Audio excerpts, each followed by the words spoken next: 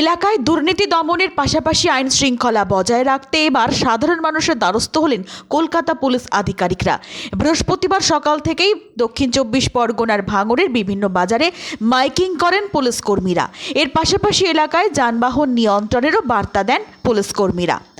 এলাকার আইন শৃঙ্খলা বজায় রাখতে থানার পক্ষ থেকে একটি ফোন নম্বরও সাধারণ মানুষকে দেওয়া হয়। এটা আমরা পুলিশ এসে আমাদেরও সহযোগিতা চাচ্ছে, আপনারা সাথে থাকুন, আমাদের কাজ করতেও সুবিধা হবে।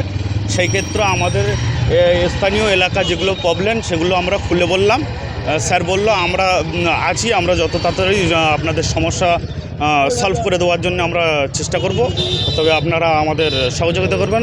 আর আমরা সব বললাম আমাদের যে সুবিধাগুলো অসুবিধাগুলো হচ্ছে আমরা বললাম।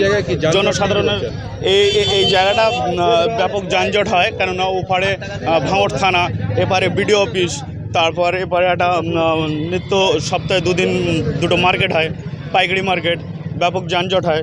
ওপারে ভাঙড় মহাবিদ্যালয় কলেজ, তারপর ভাঙড় উচ্চ মাধ্যমিক একটা স্কুল আছে, তারপর ভাঙড় বয়েজ গার্লস দুটোই এখানে ভাঙড় মেন কেন্দ্র, এটা চতুর্দিকে স্কুল, হ্যাঁ, এবং হসপিটালও আছে। যানজটের খুব সমস্যা এখানে।